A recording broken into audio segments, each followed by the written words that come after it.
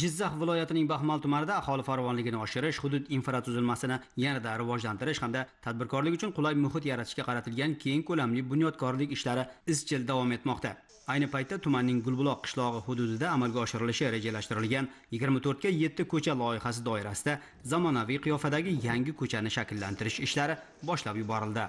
Loyihaning asosiy qismi sifatida uzunligi 1 kilometr 400 metr bo'lgan markaziy ko'cha tanlanib, bu yerda qurilish va obodonlashtirish ishlari jadal suratlarda boshlanib ketdi. Xususan, ko'chaga sifatli asfalt qoplamasi yotqizilib, suv oqimini tartibga solish maqsadida zamonaviy lotoklar o'rnatish, piyodalar harakati uchun qulay va xavfsiz sharoit yaratish maqsadida piyodalar yo'lakchasini qurish ishlari davom ettirilyapti. Shuningdek, ko'chaning tungi qiyofasini yanada jozibador qilish va xavfsizligini ta'minlash uchun yangi yoritish tizimi o'rnatilmoqda. Mana obodonchilikning oqibati mana ko'chalarga yorug'lik qo'yilyapti. Trotuarlar qo'yilib, mana latoklar qo'yilib, chekasiga gullar egilib, asfaltlar yangitdan boshqatdan qilinyapti. 24 soat bemalol odam yuradigan ko'cha bo'lyapti hali. Buning uchun albatta prezidentimizga katta rahmatlar aytamiz. Bu yerda o'zgarish hali katta bo'ladi. Chunki prezidentimizning e'tibori xalqni obod qilish.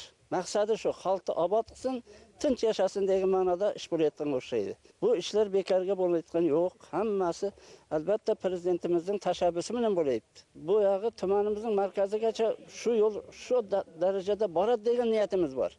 Bu ko'chaga markaziy ko'cha. Undan tashqari qishlog'imizning ichidagi yo'llar ham asfalt qilingan. Bu ishlar albatta O'zbekistonimizning bir bo'lakchasi. Farzandlarimiz mana shunday joylarda yaxshi yashab o'tsa, bizning dimog'imiz shoq bo'ladi. Loyiha doirasida 30 ta yangi savdo do'konlari qurilib, yana shunchasi qayta ta'mirlanadi. Shuningdek, umumiy ovqatlanish maskanlari, xizmat ko'rsatish va servis shoxobchalari ham yangidan quriladi. Aytish joiz bo'lsa, mazkur uyg'oq ko'chada kasb-hunarga o'qitish markazi, yoshlar va keksalar uchun alohida guzarlar va alohida ekobog' ham tashkil etiladi. Bularning barchasi uchun byudjetdan 9 milliard so'm mablag' ajratilgan bo'lib, 200 dan ortiq yangi ish o'rinlari yaratiladi. Va yana bir ahamiyatli jihati, mazkur ko'chadan byudjetga yiliga o'rtacha 3 milliard so'm mablag' tushishi taxmin qilinmoqda.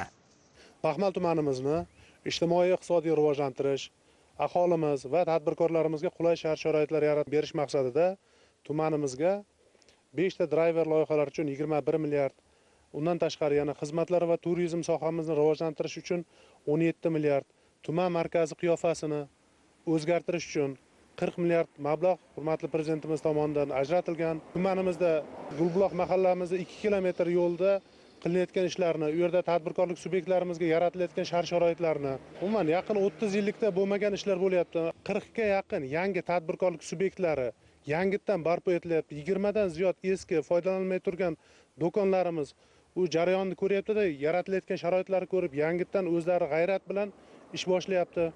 Gulbuloq mahallamizda 24-7 ko'cha, ya'ni tunu kun faoliyat yuritadigan 24-7 ko'chamiz Xudo xohlasa yaqin 20-25 kunlarda yakuniga yetadi. U to'liq foydalanishga topshiradi.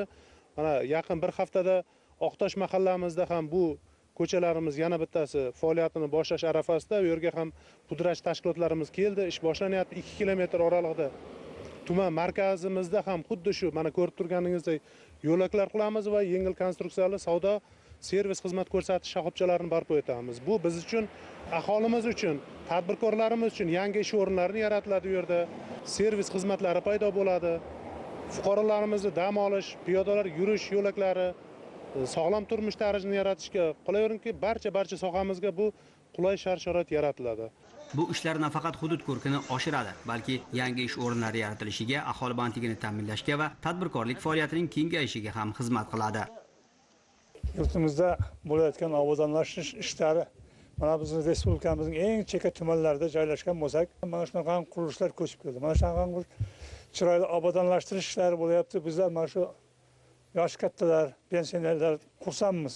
Madaniyat kirib kelyapti, yashash tarzi yaxshi bo'lyapti. Madaniyatli farzandlarimiz O'zbekistonimizda o'zlarining bilimi, salohiyati bilan ko'klarga ko'taradi, bayrog'imizni yuqori ko'taradi.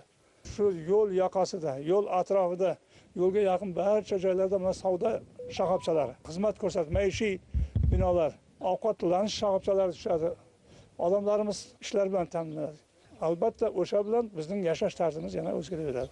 Eng muhimi, mazkur ko'chada amalga oshirilayotgan bunyodkorlik ishlari odamlar turmush darajasini yaxshilash, yashash muhitini yanada obod va fayzli qilishga qaratilgani bilan ahamiyatlidir. Bugun barpo etilayotgan ushbu zamonaviy ko'cha ertaga Gulbuloq qishlog'ining iqtisodiy salohiyatini oshirishda, aholiga yanada ko'proq qulayliklar yaratishda muhim ahamiyatga ega bo'ladi.